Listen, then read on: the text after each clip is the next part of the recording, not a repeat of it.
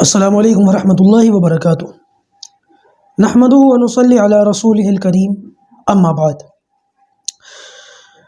آج ہماری محرم الحرام کے تعلق سے یہ چوتھی نشست ہے، اور اس نشست کے اندر حضرت حسن رضی اللہ تعالیٰ عنہ اور حضرت حسین رضی اللہ تعالیٰ عنہ، ان دونوں کے فضائل، ان کے مناقب قرآن و سنت کی روشنی میں انشاءاللہ میں آپ حضرات کے سامنے بیان کروں گا۔ اللہ تبارک و تعالیٰ سے دعا ہے کہ پروردگار ہمیں صحیح بات کہنے کی اور ان صحیح باتوں پر عمل کرنے کی توفیق عطا فرمائے، اور جن صحابہ کرام کا اور جن لوگوں کا ذکر کیا جا رہا ہے، پروردگار ان کے مبارک طریقوں کے مطابق ہمیں زندگی گزارنے کی توفیق عطا فرمائے۔ آپ لوگ جانتے ہیں کہ یہ حرمت والا مہینہ ہے، محرم الحرام۔ نہ صرف یہ کہ یہ حرمت والا مہینہ ہے، بلکہ جو 4 حرمت والے مہینے ہیں ان میں بھی ان چاروں میں سب سے زیادہ حرمت اس مہینے کی ہے۔ ایک تو حرمت والا مہینہ، اور چاروں مہینوں میں بھی سب سے بڑا تعظیم کے اعتبار سے یہ بڑا مہینہ ہے۔ دوستو، اس مہینے کے اندر ایک دن پڑتا ہے جس کو محرم کی 10ویں تاریخ کہا جاتا ہے، عاشورہ کہا جاتا ہے۔ عاشورہ یعنی 10واں دن۔ عاشورہ کے دن جو ہے وہ روزے رکھے جاتے ہیں اور اپنے دسترخوان پر وسعت پیدا کی جاتی ہے۔ وہیں دوسری جانب لوگوں نے اپنی طرف سے من گھڑت دین بنا کر کے تیار کر لیا ہے، اور ان چیزوں کو دین سمجھ کر اس پر جو ہے وہ عمل کرتے ہیں، اور طبلے کی تھاپ پر ناچتے ہیں، اور ڈول بجاتے ہیں، ڈرم بجاتے ہیں، ڈانس کرتے ہیں، تازیاں نکالتے ہیں، پیٹتے ہیں، سینہ پیٹتے ہیں، روتے ہیں، چھریاں چلاتے ہیں، تلواریں چلاتے ہیں، آگ پر چلتے ہیں، آگ سے کھیلتے ہیں، اور نہ جانے کیا کیا کیا کیا۔ اللہ حفاظت فرمائے، نہ جانے یہ سلسلہ کہاں جا کر کے رکے گا اور تھمے گا۔ بہرحال مسئلہ یہ ہے کہ یہ ساری چیزیں جو یہ لوگ کرتے ہیں، انہوں نے بنیاد بنایا، ان سارے اعمال کو بنیاد بنایا حضرت حسین رضی اللہ تعالیٰ عنہ کی شہادت پر، کہ کیونکہ عاشورہ کے دن حضرت حسین رضی اللہ تعالیٰ عنہ کی شہادت ہوئی تھی، تو لہٰذا اس دن ان کی یاد میں ہم یہ سارے کام کرتے ہیں اور یہ معاملات کرتے ہیں، جبکہ نہ نبی کریم صلی اللہ علیہ وسلم نے ان چیزوں کو کرنے کا حکم دیا، اور نہ ہم صحابہ کرام کی جماعت میں سے کبھی کسی نے ایسا کیا، بلکہ صحابہ کے بعد تابعین، تابع تابعین، اولیاء، علماء، صلحاء، جتنے لوگ گزرے ہیں ان میں سے کبھی کسی سے ان چیزوں کا ثبوت نہیں ملتا، یہ لوگوں کی اپنی طرف سے چلائی ہوئی باتیں ہیں۔ لہذا اب سوال یہ اٹھتا ہے کہ عاشورہ کے دن کی فضیلت کیوں ہے؟ سب سے پہلی بات تو یہ بات یاد رکھیں کہ عاشورہ کے دن حضرت حسین رضی اللہ تعالیٰ عنہ کی شہادت ہوئی ہے، لیکن عاشورہ کے دن کی فضیلت صرف ان کی شہادت کی وجہ سے نہیں ہے۔ اللہ حفاظت فرمائے، اس کا یہ مطلب نہیں ہے کہ ہم حضرت حسین رضی اللہ تعالیٰ عنہ کی شہادت کا انکار کرتے ہیں یا ان کی شہادت کو کوئی چھوٹی چیز سمجھتے ہیں۔ اتفاق سے اسی دن حضرت حسین رضی اللہ تعالیٰ عنہ کی شہادت کا جو سانحہ ہے وہ پیش آیا، لیکن حرمت اس کی جو ہے نا، وہ عاشورہ کے دن کی جو فضیلت ہے اور اس کا جو معاملہ ہے وہ حضرت حسین رضی اللہ تعالیٰ عنہ کی شہادت سے بہت پہلے نبی کریم صلی اللہ علیہ وسلم کے زمانے مبارک سے ہے۔ بلکہ اگر تاریخ کا جائزہ لیا جائے اور ہسٹری کو کھنگالا جائے تو پتہ یہ چلے گا کہ اس کی حیثیت، اس کی فضیلت نبی کریم صلی اللہ علیہ وسلم سے بھی پہلے زمانہ جاہلیت سے ہے۔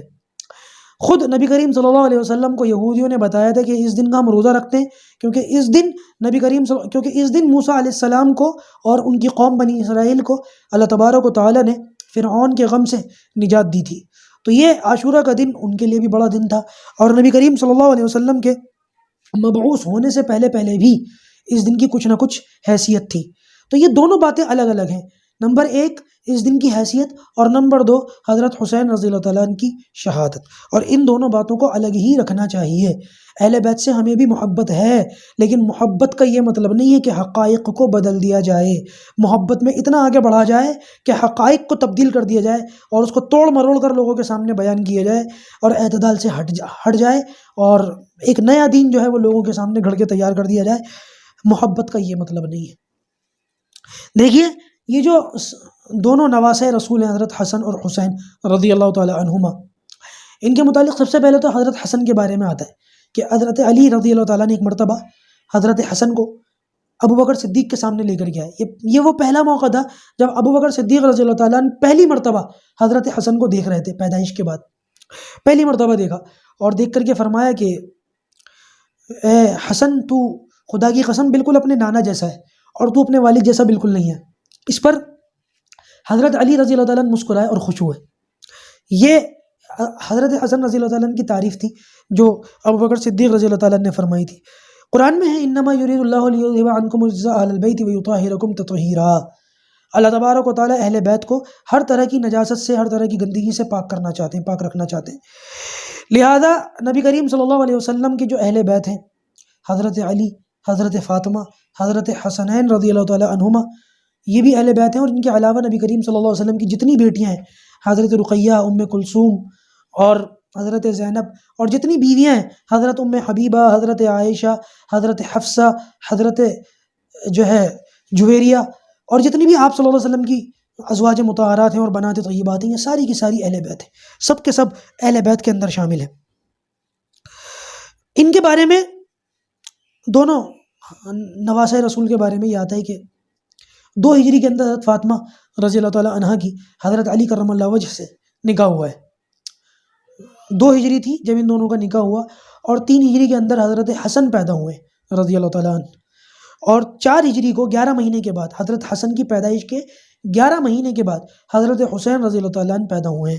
جب یہ دونوں پیدا ہوئے تو حضرت علی فرماتے ہیں کہ میں نے اپنے بڑے بیٹے حسن کا نام جو ہے وہ حمزہ رکھا تھا، اور اپنے چھوٹے بیٹے حسین کا نام میں نے جعفر رکھا تھا، لیکن نبی کریم صلی اللہ علیہ وسلم نے ان دونوں ناموں کو تبدیل فرمایا۔ آپ نے بڑے بیٹے کا نام حسن رکھا اور چھوٹے بیٹے کا نام حسین رکھا، اور ان دونوں سے پہلے یہ نام آج تک تاریخ میں کسی کے نہیں رکھے گئے تھے۔ اور ان کے بارے میں، حضرت حسن کے بارے میں تو یہاں تک ملتا ہے کہ وہ ایک مرتبہ نبی کریم صلی اللہ علیہ وسلم ممبر کی سیڑھی پر بیٹھ کر خطبہ ارشاد فرما رہے تھے، اور ان کو حضرت حسن کو گود میں لے رکھا تھا، اور آپ نے فرمایا کہ میرا یہ بیٹا حقیقت میں شیر ہے، اور اس کی وجہ سے مسلمانوں کی 2 جماعتوں میں اللہ تبارک و تعالیٰ صلح پیدا فرما دیں گے۔ اور ہوا بھی یہی، نبی کریم صلی اللہ علیہ وسلم کی پیشن گوئی کے مطابق جب حضرت علی رضی اللہ تعالیٰ عنہ جو ہے شہید کر دیے گئے، اور حضرت امیر معاویہ رضی اللہ تعالیٰ عنہ نے خلافت کا دعویٰ کر دیا، اس موقع پر مدینے کے اندر بہت سارے لوگ ایسے تھے جو یہ چاہتے تھے کہ حضرت علی رضی اللہ تعالیٰ عنہ کے بعد خلافت حضرت حسن کو ملنی چاہیے، اور ان کے ہاتھ پر بیعت کرنے کے لیے بھی تیار تھے۔ لیکن حضرت حسن رضی اللہ تعالیٰ عنہ نے، جو ایک عرصے سے مسلمانوں کے درمیان میں جو ہے تشویش چلی آ رہی تھی اور معاملات جو ہے وہ خراب ہوتے چلے جا رہے تھے، اس چیز کو حضرت حسن نے بھانپ لیا اور خلافت حضرت امیر معاویہ رضی اللہ تعالیٰ عنہ کے ہاتھ پر کر دی، ان کے ہاتھ پر خود بھی بیعت فرما لی، اور خود بتاتے تھے اس بات کو کہ اگر خلافت میرا حق ہے تو میں نے ان کو دے دیا، اور اگر ان کا حق ہے تو ان کو خود بخود مل گیا، اور جھگڑا ختم ہو گیا۔ اور کتنے ملوک ایسے تھے، عراق اور مکہ اور مدینہ اور اس زمانے کا جو بھی پھیلا ہوا دین اسلام کا جو بھی معاملہ تھا، مسلمانوں میں ایک جو ہے وہ آپس کے اندر انتشار تھا، لیکن اس واقعے کے بعد مسلمانوں نے مل جل کر حج کیا، اور ایک دوسرے کے ساتھ جو ہے بہت اچھا ان کی خوشحالی ہو گئی، اور مسلمانوں کے اندر جو بھی معاملات تھے وہ سب ختم ہو گئے۔ ان دونوں کے تعلق سے یہ بھی ملتا ہے کہ نبی کریم صلی اللہ علیہ وسلم کے بارے میں، کیونکہ یہ دونوں اللہ کے رسول سے بڑے مشابہ تھے، حضرت حسن بھی اور حضرت حسین بھی، صحابہ فرما دیں گے حضرت حسن جو ہے وہ سر سے لے کے سینے تک نبی کریم صلی اللہ علیہ وسلم کے مشابہ تھے، اور حضرت حسین جو تھے وہ سینے سے لے کے پیروں تک یہ نبی کریم صلی اللہ علیہ وسلم کے مشابہ تھے، اور ان دونوں نواسوں کو دیکھ کر نبی کریم صلی اللہ علیہ وسلم کی جھلک محسوس ہوتی تھی، آپ صلی اللہ علیہ وسلم کی یاد تازہ ہو جاتی تھی۔ ایک موقع پر آپ صلی اللہ علیہ وسلم نے خود فرمایا کہ میرے یہ دونوں بیٹے حسن اور حسین جنت کے